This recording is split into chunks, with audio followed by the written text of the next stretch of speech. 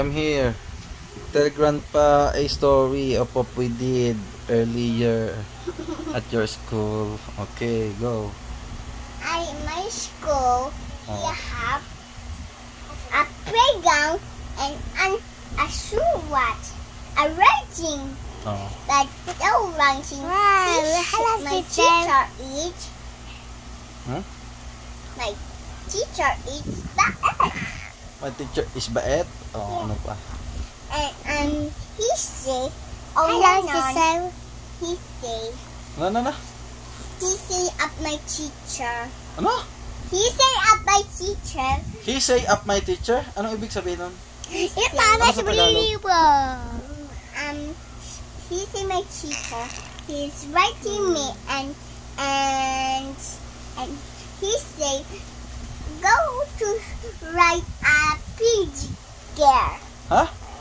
Go to write a page girl and I should not. Oh. And I write then. Your teacher asked you to write a pretty girl, to draw a pretty girl. Yes. And she said to me. She said to you. Where's the mommy of his baby? I found that. Where's the mommy? Where's the baby? Where's the baby cat? And his hand up his mother. I found it. I laga it and he's behind me. I put it and the dog. I say, where's the mommy of dog? Where's the baby of mommy dog? I lagay here. I put it. Now the rest. Now a chicken. Where's a baby of the mommy chicken? I found that. Ayun pa pala, you don't know what is called to the baby of the animals.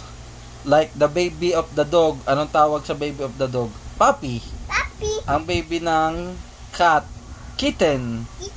Ang baby ng chicken, chick. Yun pa pala ang hindi mo pa alam.